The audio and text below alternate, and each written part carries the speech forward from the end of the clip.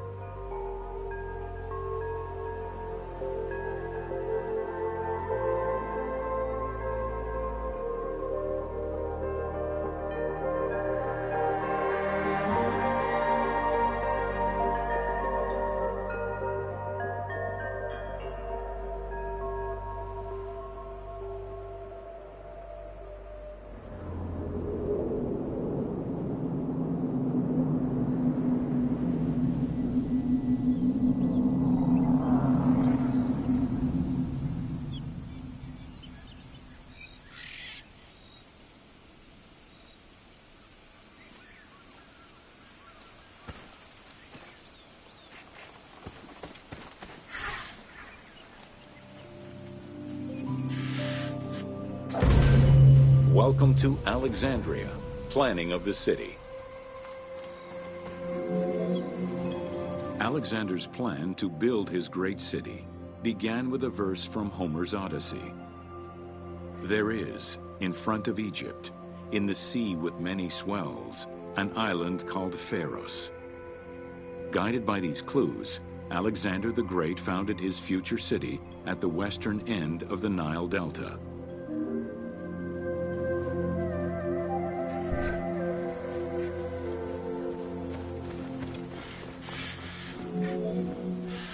Though Alexander considered this location ideal for his great city, it presented considerable challenges. Too difficult to access during storms, the surrounding swamps threatened disease, and the limestone soil prevented the growth of healthy crops. However, due to the influence of his mentor Aristotle, Alexander the Great recognized that the true value was its strategic emplacement. Alexander knew that in controlling Pelusium to the east, Memphis to the south, and his crowning glory Alexandria to the west, he would create a triangular stronghold, allowing him to control the entire delta while giving him access to the Mediterranean.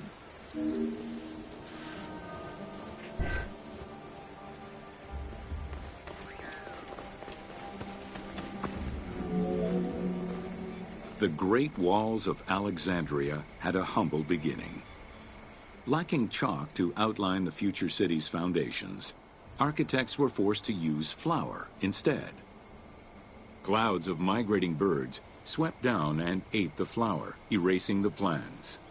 This prompted Alexander to seek guidance from the oracles, who reassured him that his future city was destined to feed a large population.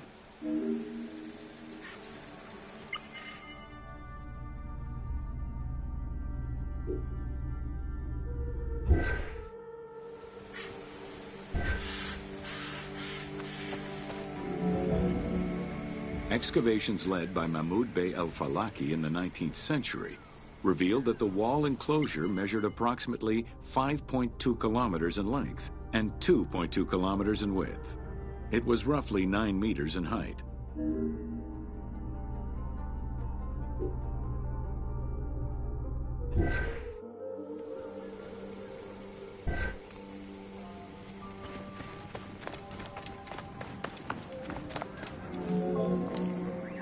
These formidable ancient walls would resist a number of attacks, including fending off the king of Syria in 169 BCE. It wasn't until 295 CE that they eventually fell to Roman Emperor Diocletian, and this only after 8 months of relentless assault.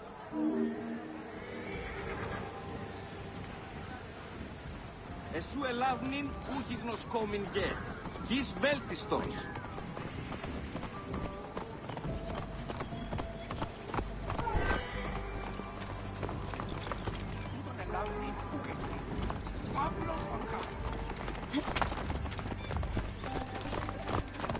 Παύλε, αμελή άνθρωπε, πού κοράν δίνασε.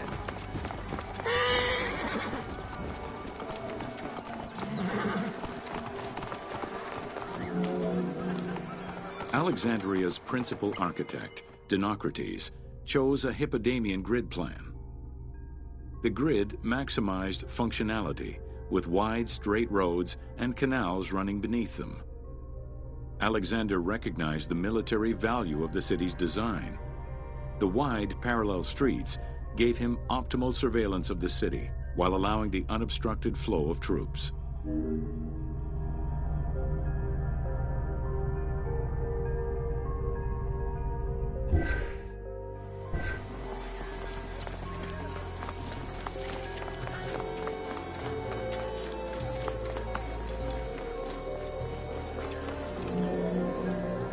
A central corridor ran from the Mediterranean's north port down to Lake Mareotis to the south. This thoroughfare acted as an unobstructed link for commercial trade and travel between the two ports. Many of the streets were bordered with grand buildings and parks, including Canopic Street, with its impressive gate bordering the eastern end.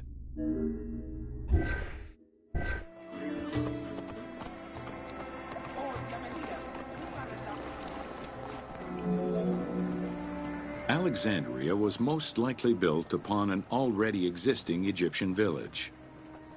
Upon its completion, the Egyptians reviled the city, refusing to call it by its founder's name. Instead, they called it Raked, the building, as a mark of disdain, which was later Hellenized into Rakotis. Despite this, the name Alexandria would remain.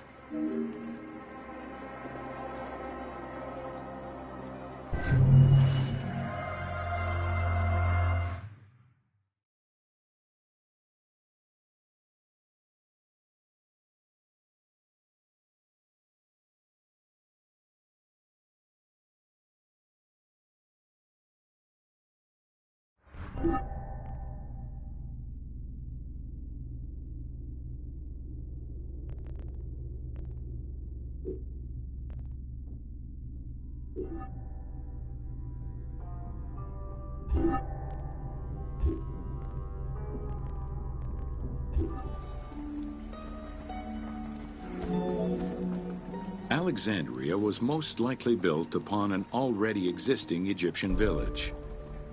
Upon its completion, the Egyptians reviled the city, refusing to call it by its founder's name.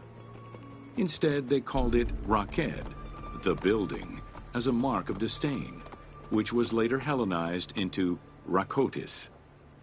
Despite this, the name Alexandria would remain.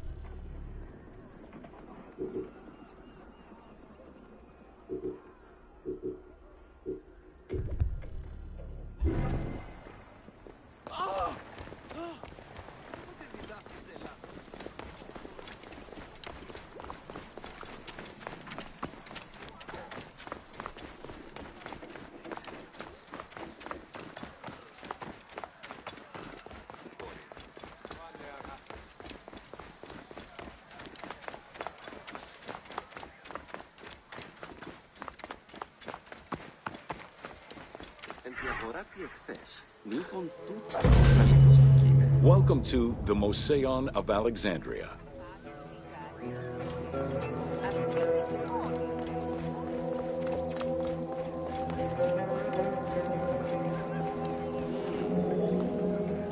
The Mouseion was a sector of the city commissioned by Ptolemy I to rival Athens' Academy as an institute of intellectual pursuit.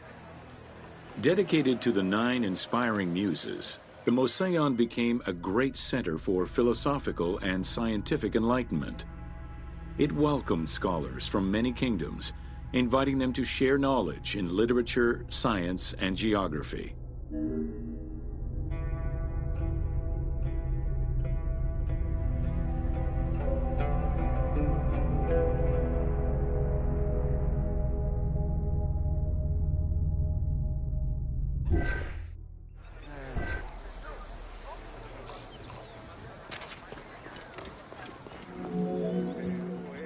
The Moseon was designed so that its buildings and grounds would accommodate free thinking, debate, and presentation. Meeting spaces and theaters surrounded a main courtyard. Expansive gardens were filled with exotic plants that aided in the study and supply of herbs and medicines. A zoo offered the study of animal behavior and physiology.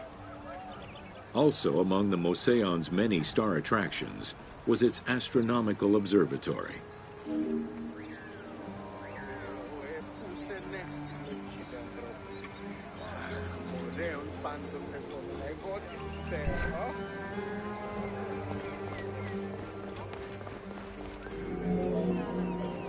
Herophilus was a physician who lived most of his life in Alexandria. He was able to perform the dissection of human cadavers on a large scale due to the permissiveness of the city in such matters. Among many other discoveries, he learned that the brain was central to the human nervous system. He also extensively mapped the blood system and measured the pulse with the aid of a water clock. It is reported that in his thirst to understand human anatomy, he performed 600 vivisections on live prisoners.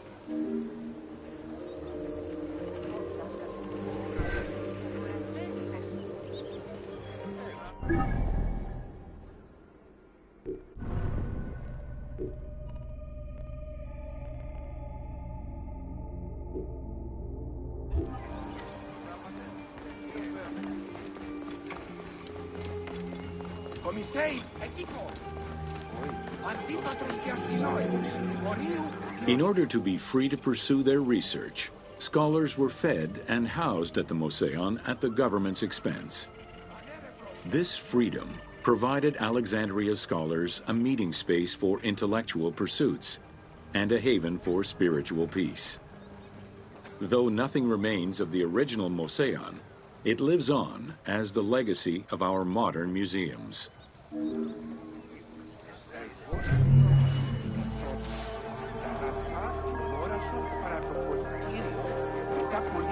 It's not the heat that gets you. Well,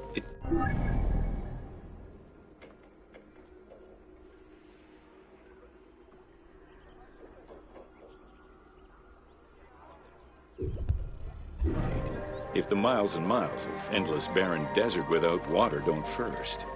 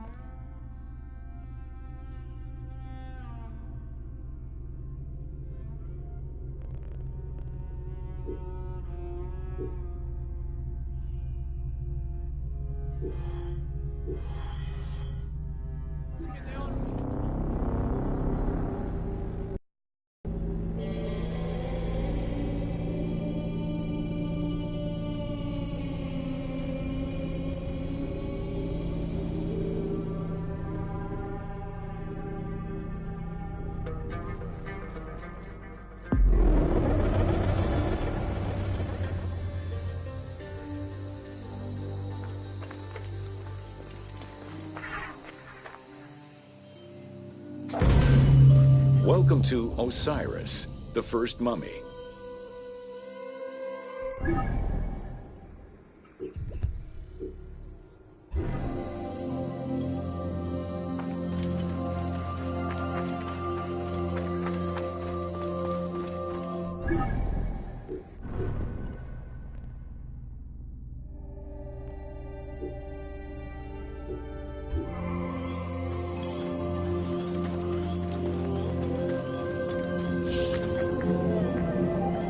The oldest mummies recovered date from the Old Kingdom, though Egyptologists believe that mummification was in use much earlier than that. At first, the body was mummified through environmental desiccation by leveraging the dryness of the environment and the heat of the climate. Early experimentations in mummification were conducted with the use of resin made from tree sap. Strips of linen were only used on some superficial parts of the epidermis of the hands or jaw.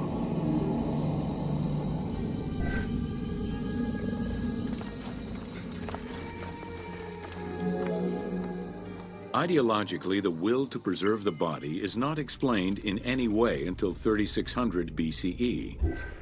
This is when the Egyptian belief that the body housed the soul was finally documented for modern Egyptologists to eventually decipher. It was not until the arrival of the myth of Osiris in the Egyptian religion around the 5th dynasty that mummification was thoroughly conceptualized. The practice was thereafter grounded in both a mythological and ideological point of view.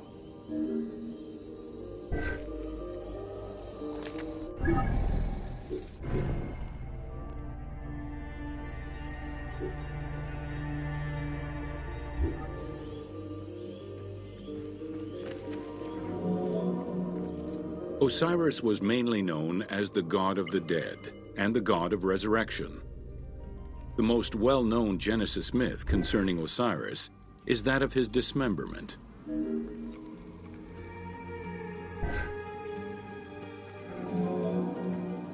It is Plutarch who gives the most simplified and complete summary of the story.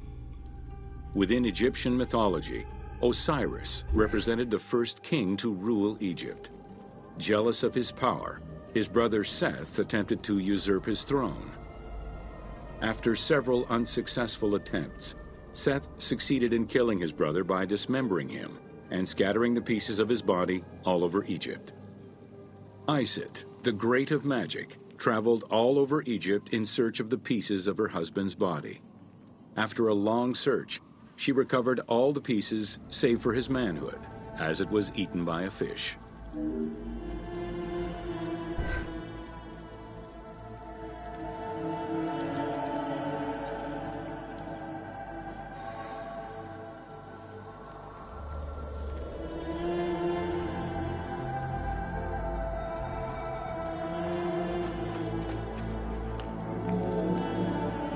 Isis then reassembled the body of her husband by binding it together with strips of linen.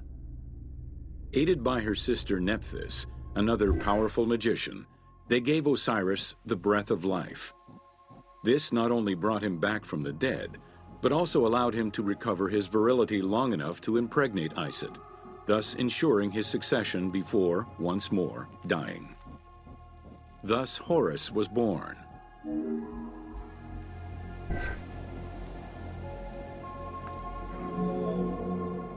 The ritual used to bring Osiris back to life essentially depicts how he became the first mummy. It is why, on the sarcophagi of kings, we often find Isis and Nephthys represented as the magicians who restore life to the deceased.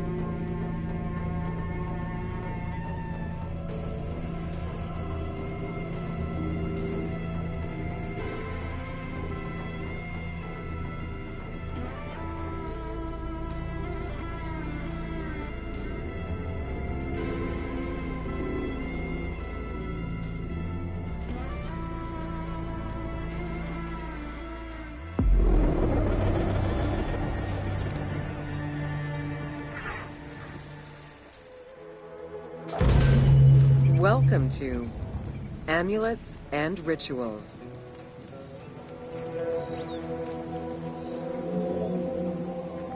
Ancient Egyptians believed the world was a chaotic place, filled with supernatural forces. They knew that art and words gave life and power to things. Carved with images from hieroglyphs or in the shapes of gods, amulets were highly personal objects that warded off dangers and disease while attracting success. Some amulets were temporary, intended to solve a specific problem, while others were meant to be worn forever into the afterlife.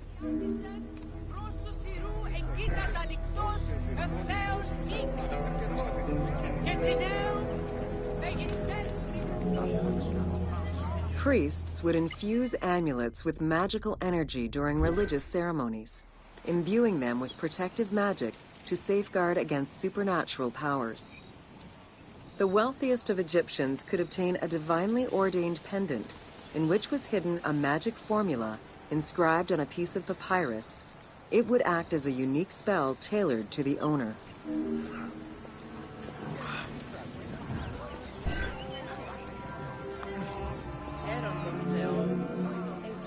Religion was so important to ancient Egyptians that it permeated every aspect of their daily lives. Since water was the source of life and had the symbolism of purifying the body and the soul, all daily routines began with ablutions. Personal prayers to the gods were sometimes written or spoken, with family prayers passed down through generations.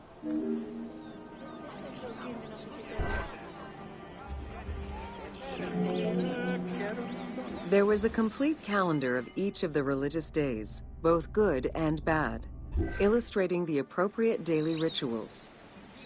Along with wine, milk, and ointments, offerings to the gods consisted of small amulets to life-size statues and family shrines. During the Greco-Roman period, offerings to the gods consisted of mummified animals, cats for Bastet, dogs for Anubis, and birds for Thoth.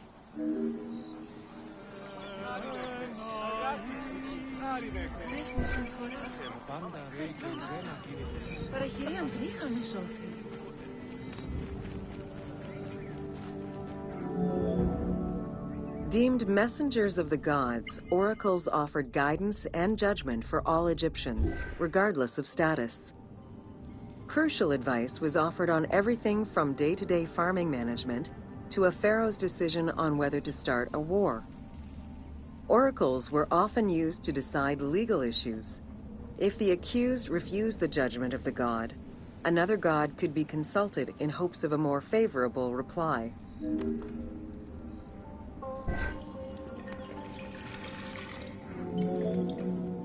It was oracles that guided the Greek sailor Batos to the coast of Libya, where he founded a colony known as Cyrene. During Alexander the Great's campaign to conquer Persia, he consulted the oracle at the Temple of Amun within the oasis of Siwa, and was subsequently ordained a divine being.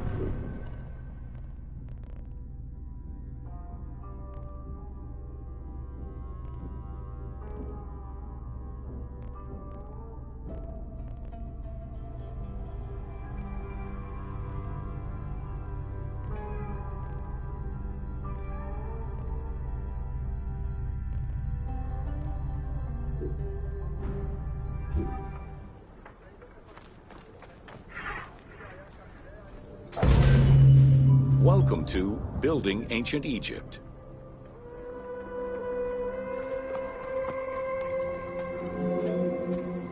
Constructed with bricks made of mud, most ancient Egyptian buildings were not permanent. Only religious temples and funerary monuments were meant to stand the ravages of time. For these very important structures, Egyptians used limestone, sandstone, and harder materials, such as granite, quartzite, and travertine. These heavy stone blocks were so prized that they were often transported from quarries located hundreds of kilometers away.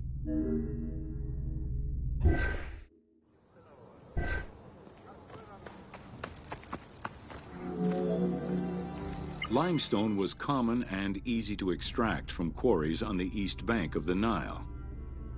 This particular limestone had marine fossils in it, however, preventing it from being easily decorated and polished. Used as the main building material, the structure would then be finished with a finer limestone that was polished smooth and decorated as needed. Limestone was used for the building of the first pyramids and for most of the religious buildings of the Old and Middle Kingdoms.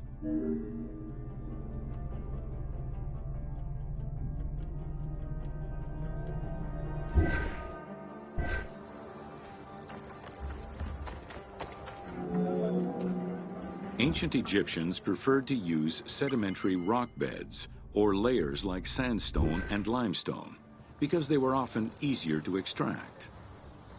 The common method used to extract stone was the open pit quarry.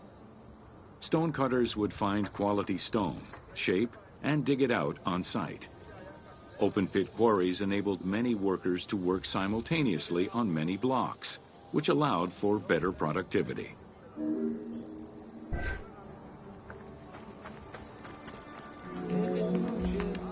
Workers would draw a large grid directly on the stone's surface, taking care to leave a space between the blocks. This allowed them to isolate the different blocks and create a trench that would make the extraction easier. Stoneworkers used iron chisels for hard rock and bronze or copper tools for softer rocks such as limestone. Removing material between each block created a trench line. In some quarries, that trench was wide enough to accommodate a worker, who would then cut the block entirely on site. For harder rocks like granite, workers cut a series of holes and hammered wooden wedges into them. They then soaked the wood until it swelled and caused the rock to split.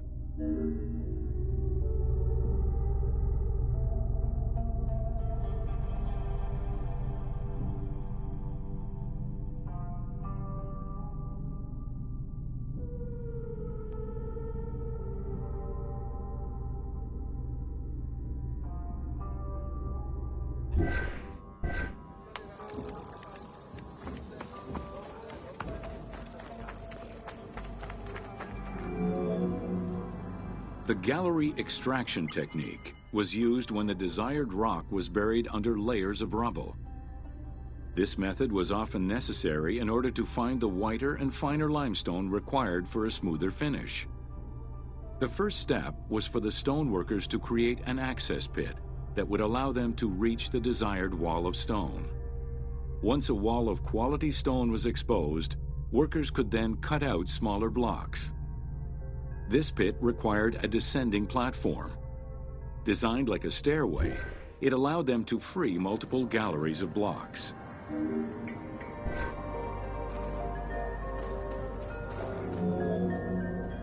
To cut the stone, they created a longitudinal kerf, or slit, and then cut the rock at a 90-degree angle. The lower side was determined along the geological layers or by using a horizontal cut. Wooden wedges were inserted in the rock and hammered in. Shock waves were then generated using hammers, fracturing the blocks at the seam.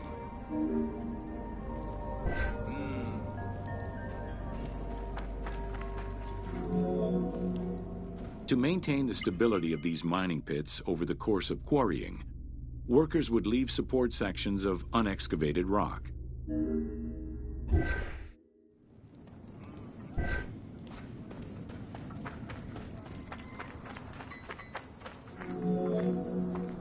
In every quarry, dedicated shrines were established to offer protection for the workers. In particular, Serket, the scorpion goddess, was considered a very powerful deity among quarry workers. Every mine and quarry of ancient Egypt included a scorpion charmer who was said to use magical powers to ward off the dangerous insects and keep the workers safe.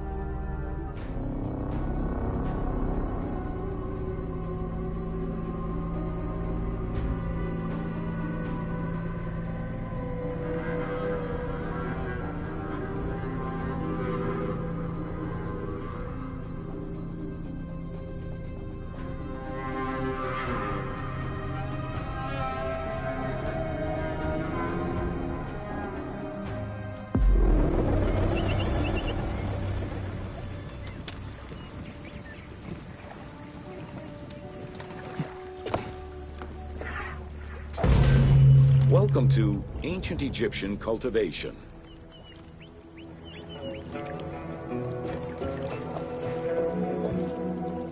The new grain types of the Ptolemaic period required a great deal of water. Farmers needed to ensure they had effective, consistent irrigation. The Nile's rising and receding waters naturally irrigated most of the crops. Areas where the Nile didn't reach, such as gardens and vegetable plots, required an irrigation tool known as the shadoof.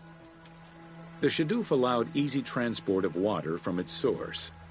It consisted of a tall wooden frame with a long pivoting pole and suspended bucket. The system could be raised and lowered with little effort.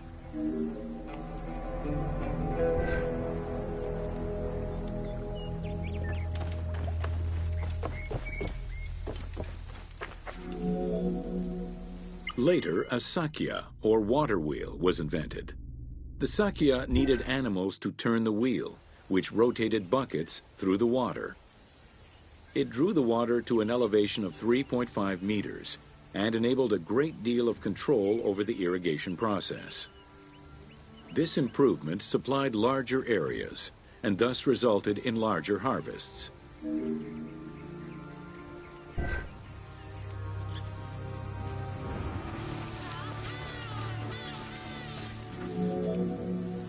The threshing process separated the grain from its husk. Workers would spread the ears on clean ground.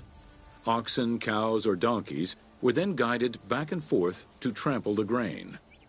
This continuous movement worked the grain loose while preventing the animals from eating it. Unwanted chaff and straw were swept away, or gathered and added to the mud used to make bricks, to make them stronger.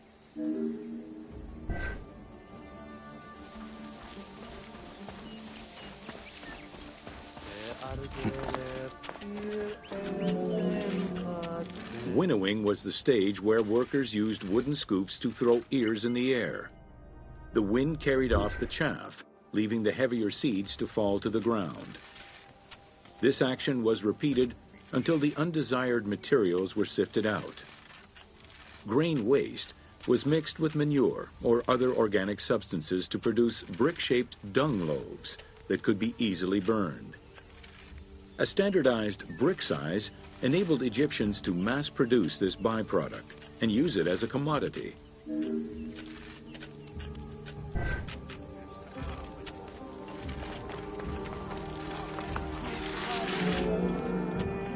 Transporting large amounts of grain required ships equipped to carry heavy loads.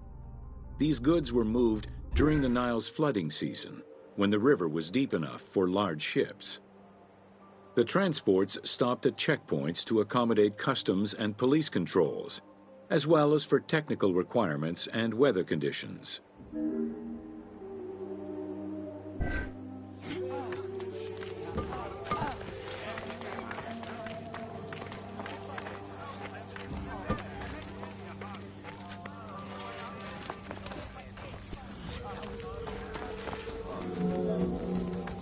Having reached Alexandria's inner harbor, the wheat was unloaded under the supervision of a civil servant in charge of wheat management. Portions were distributed to Alexandria's city market, and the remaining stockpile was either exported or stored in warehouses.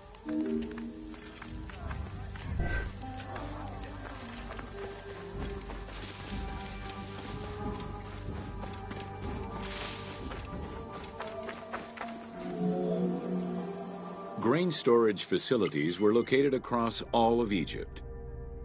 Temples and institutions had large silos, while individual houses had storage sheds. In some houses, arched cellars were built into the foundations. These watertight chambers were accessible from the ground floor through a trapdoor. Royal granaries acted as the storehouse and distribution centers, and managed state payments to civil servants, soldiers, and the police.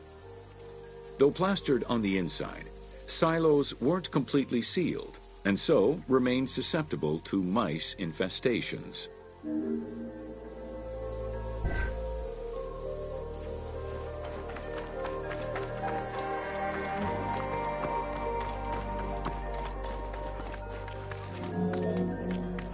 When the grain was ready for processing, it was poured into bowls and pounded into a coarse flour. That flour was then passed through a sieve to make it of finer quality and further ground between stones. Ancient Egyptians did not stock flour. Instead, fresh grain was portioned out each time to produce flour as it was needed.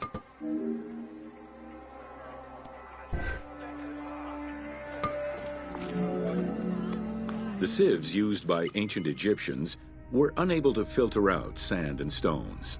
Grit often passed into the flour, causing long-term tooth abrasions among all classes of Egyptians.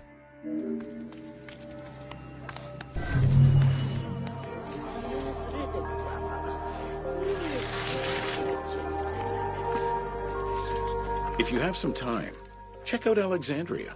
It's one of the greatest cities in antiquity.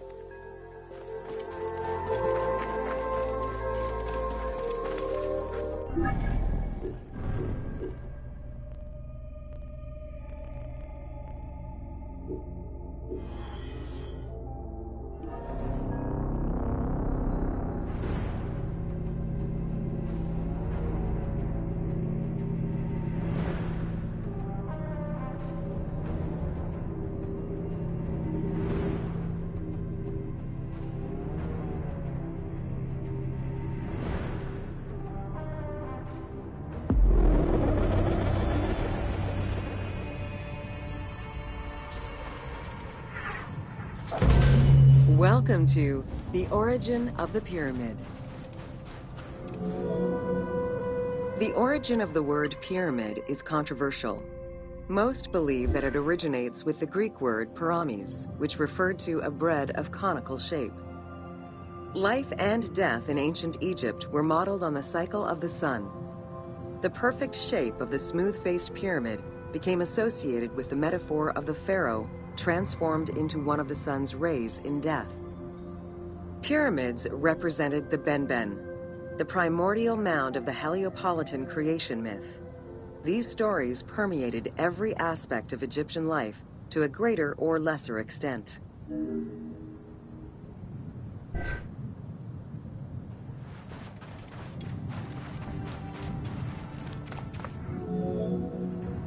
During the pre-dynastic period, the development of funerary practices was different depending on whether one was located in Lower Egypt or Upper Egypt. Well before the pyramid, there was the burial pits. It is on the site of Merimde Beni Salame in Lower Egypt that we find the oldest funerary site, dating back to 5000 BCE. Study of the tombs revealed that the bodies of the deceased were deposited in a shallow grave, in a fetal position. Though a few objects were recovered from these graves, they offered no insight as to the social class of those interred within.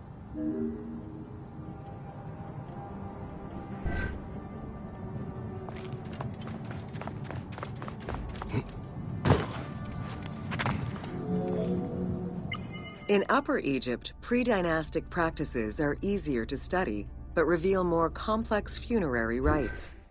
They are divided into two cultural phases, Badarian and Nagada. The Badarian phase ranged from 4400 BCE to 3800 BCE. Small necropolises were discovered on the outskirts of villages, revealing the emergence of a funerary cult. The bodies of the deceased were lowered into an oval grave and covered with goat or gazelle skins. Items needed in everyday life were added alongside the body.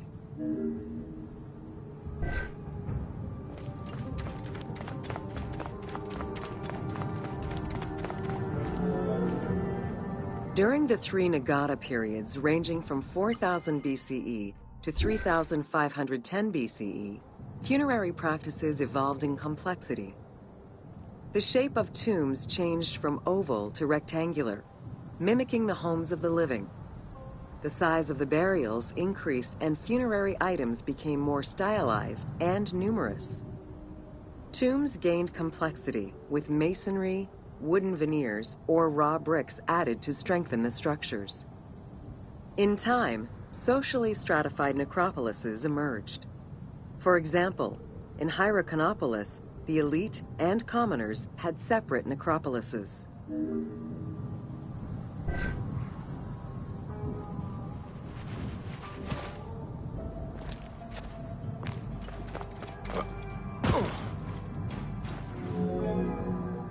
The term mastaba, meaning massive bench in dialectal Arabic, refers to a form of funerary architecture that was present in Egypt from the Archaic period to the Middle Kingdom.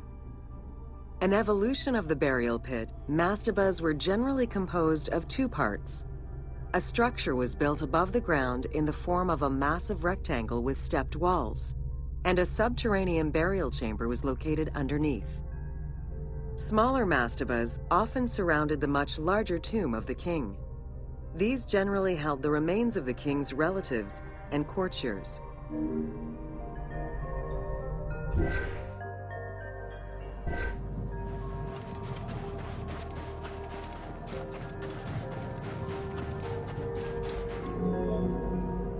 The arrangement of the substructure of the mastaba evolved during the course of the Old Kingdom. From the 5th dynasty onwards, mastabas often featured multi-roomed substructures, with sometimes up to 30 rooms. Also, the quantity and quality of decorated surfaces increased noticeably, as well as the number of statues found within.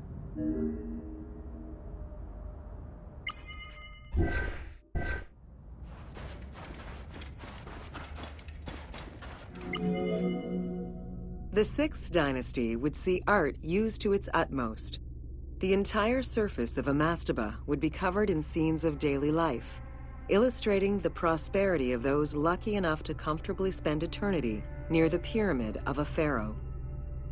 The best example of this type of mastaba is the tomb of Mereruka in Saqqara.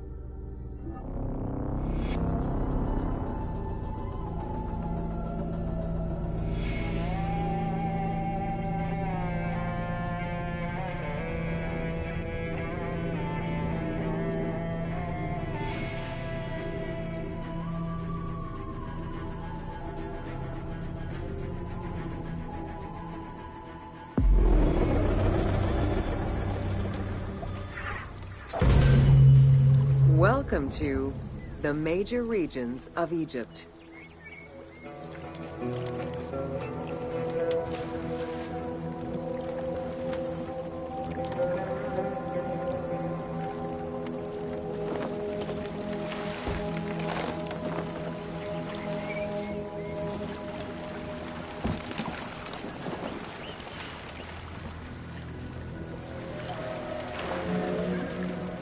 Life in ancient Egypt was concentrated along the shores of the Nile and divided into two regions. Lower Egypt was situated on the Nile Delta near the Mediterranean, and Upper Egypt was at the south reaching into Africa. Due to its proximity to the Mediterranean, temperatures in Lower Egypt were less extreme than in Upper Egypt.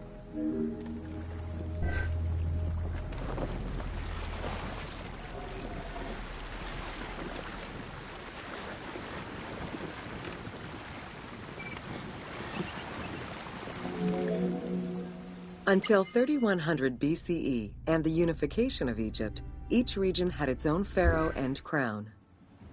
Lower Egypt's crown was red and marked with symbols of papyrus and bees. Upper Egypt's crown was white with symbols of lotus and sedge grass.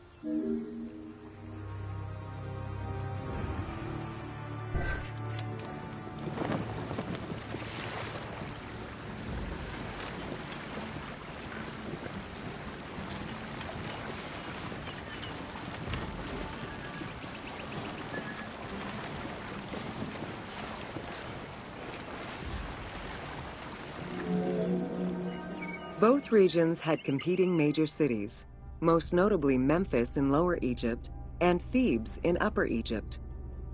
There were different religious cults in both regions, each worshipping their own major gods.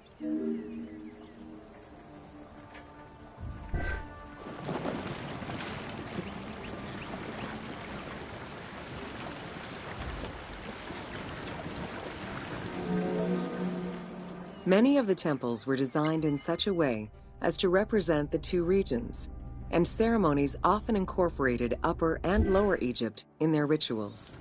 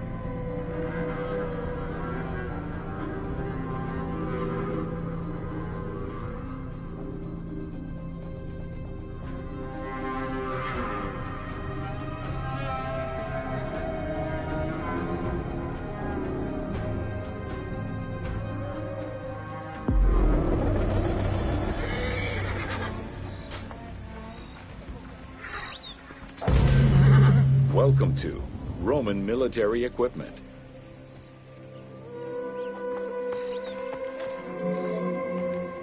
The strength of Rome was directly dependent on its military supremacy and fundamentally militaristic society. Regular citizens, comprised mostly of farmers and herders, joined to protect their land and families. In return for their service, members of this civic army were allowed to vote. Trained to be highly disciplined and obedient to superior officers, citizen soldiers developed a deep sense of loyalty to their city.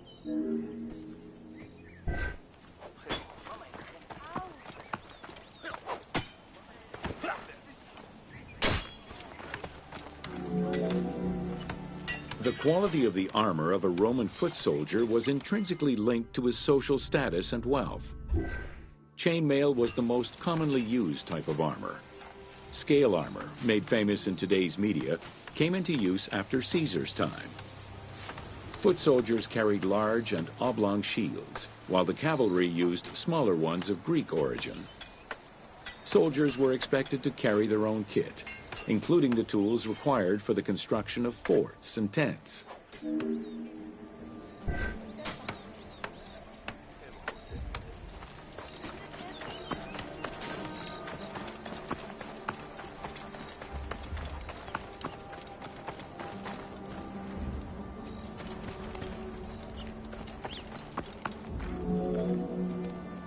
Roman soldiers used the same types of weapons. The stomach and face were the most targeted parts of the body. As such, a legionary was equipped with two close combat weapons, a dagger and a short sword, known as a gladius. One of the most ingenious Roman weapons was the javelin. Its pyramid-shaped tip pierced the body, while its iron shank was designed to break upon impact, stopping the enemy from throwing it back.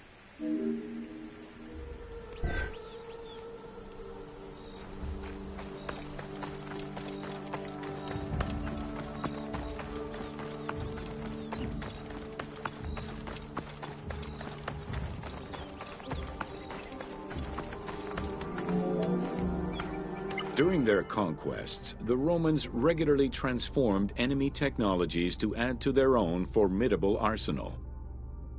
After capturing a Carthaginian vessel, the Romans adopted its better features and constructed a superior fleet of ships. Adapting heavy artillery designs from Greek models aided the Romans in building catapults and ballistae. The latter became an iconic symbol of Roman warfare.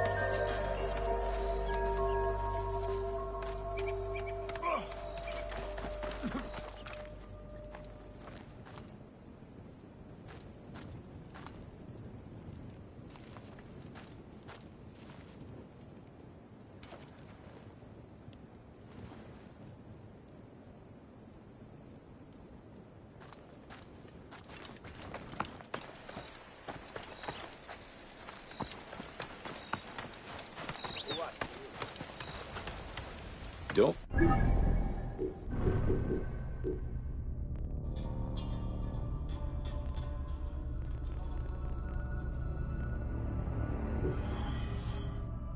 forget.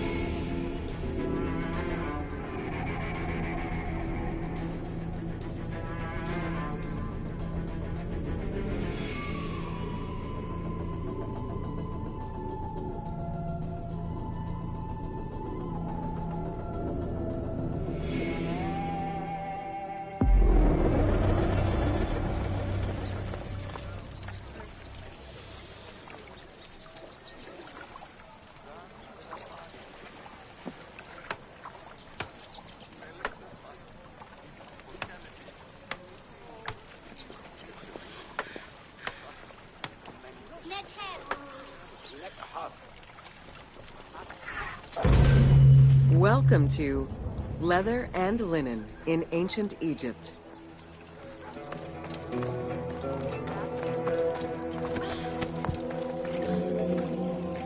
Tanning, a process which dates from prehistoric times, was present although not highly valued in Egypt due to the heat. Leather was reserved mainly for things such as sandals, leather bags, dagger sheaths, quivers, and other similar items. Leopard hides, unlike regular leather, were highly valued and usually worn by priests.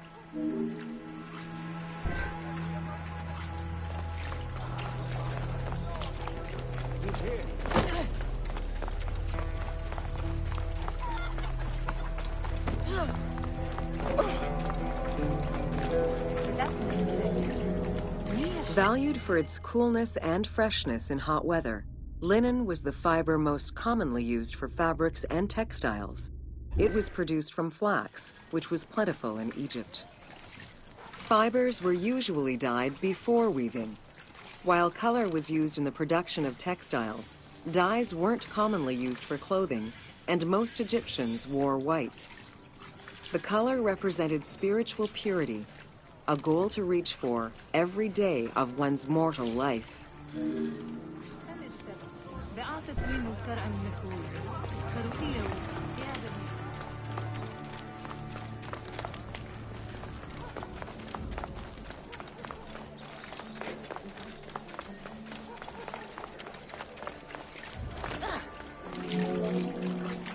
Various shades were achieved using woad, a dye produced from the leaves of Isotis tinctoria.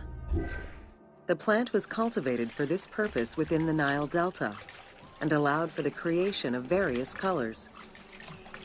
For example, different maceration times of the leaves would result in colors ranging from red to green, while adding in limestone shifted it to blue. During the Greco-Roman period, other ingredients were found, resulting in a wider range of colors.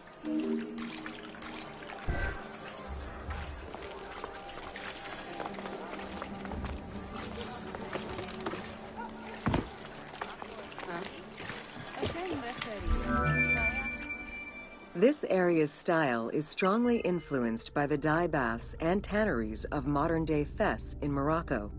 This helped Ubisoft envision what such locations might have been like in ancient Egypt. While this tannery is within the city walls, back then they were often found outside the city boundaries. The tanner's trade was considered off-putting by the Greeks, as all these operations resulted in noxious smells.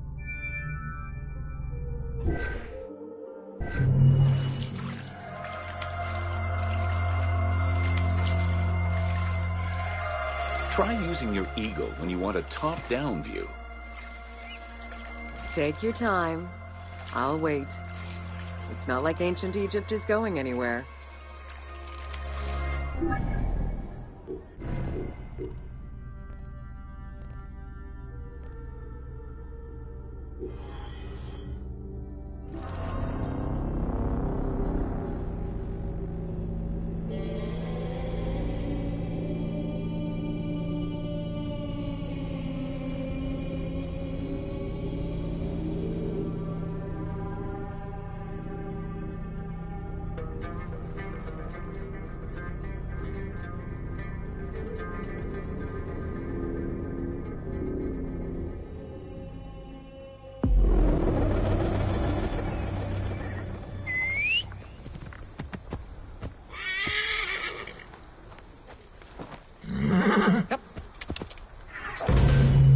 Welcome to Evolution of Pottery in Ancient Egypt.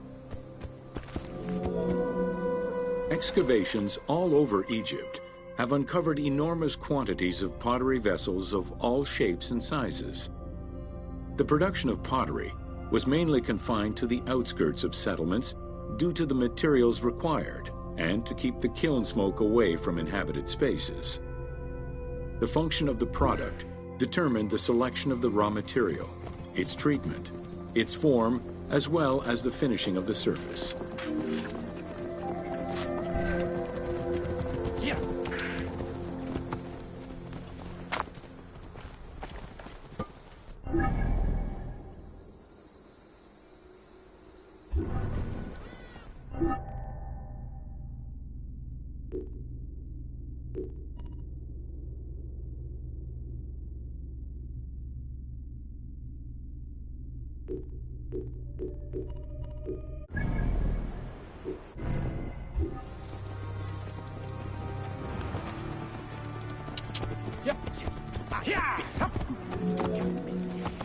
Pottery was essential to ancient Egyptians' daily lives.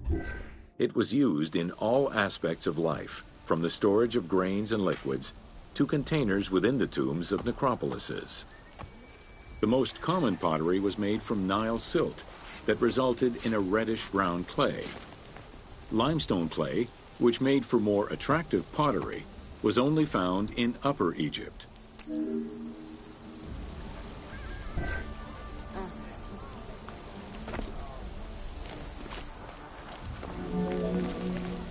Early pots were made from pinched or coiled clay.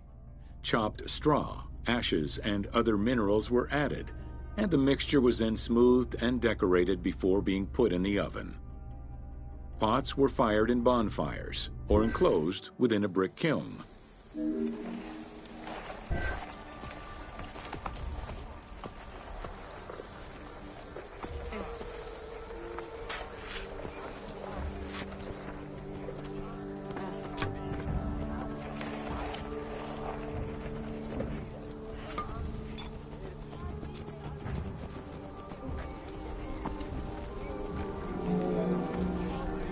The potter's wheel was utilized during the Old Kingdom.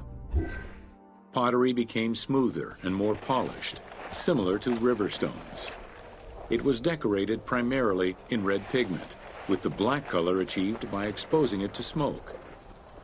Pottery workshops were attached to palaces or temples, and around the late period, specialized workshops began to appear.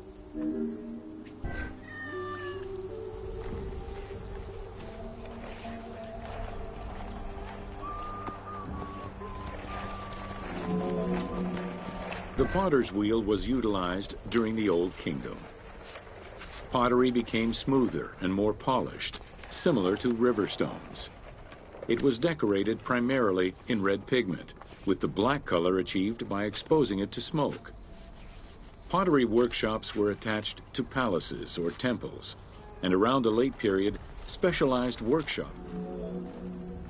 Quartzite particles, which created the rich blue or green glazing, became common during the New Kingdom.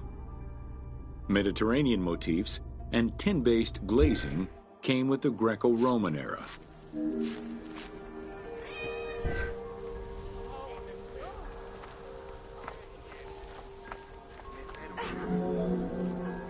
Potsherds could be found anywhere and were the most common canvas for writing or drawing, in comparison to the more expensive papyrus sheets. Named after their Greek description, ostraca contained daily life records, letters, or could be drawn upon. Artists drew sketches for temples and tombs, or simply for leisure.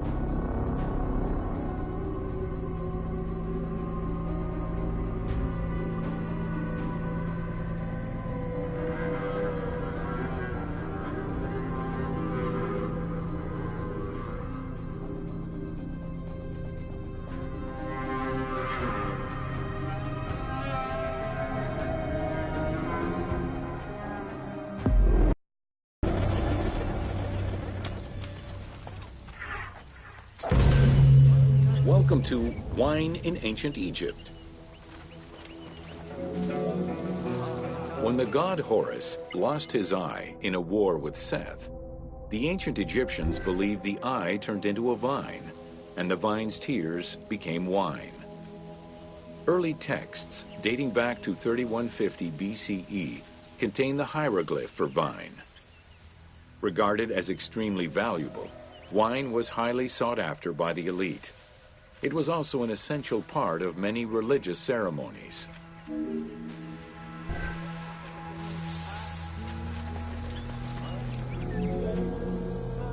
A millennia-old tradition, grape cultivation and wine production was regimented in the way typical of ancient Egyptian bureaucracy. Egyptians kept careful records of winemakers, which they clearly identified on labels. Every landowner with a modicum of self-respect usually kept a vineyard. This held particularly true in the regions of the Fayum and the Nile Delta.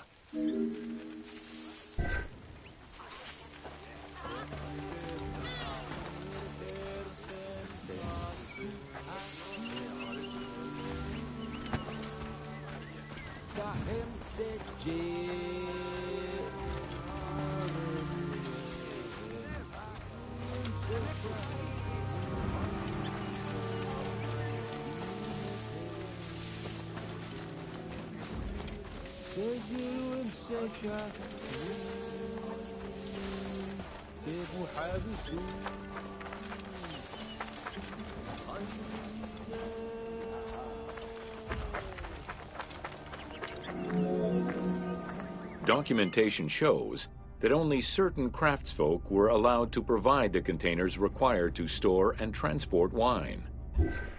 That and rigorous quality control checks established for every step of wine production shows that ancient Egyptians knew that the quality and longevity of wine could easily be affected by any number of variables, which they paid careful attention to.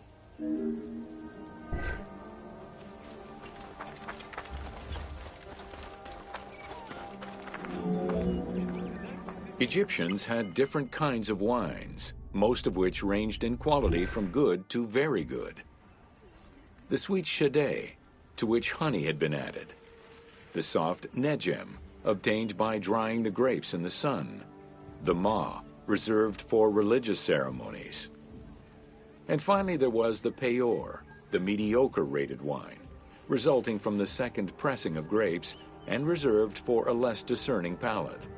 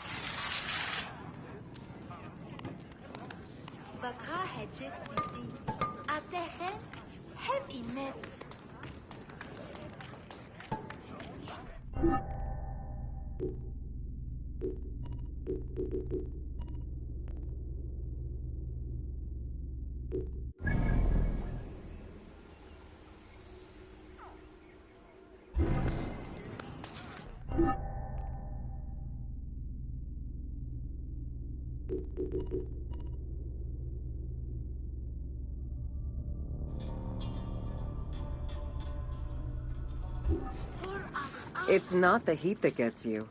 Well, it might, if the miles and miles of endless barren desert without water don't first.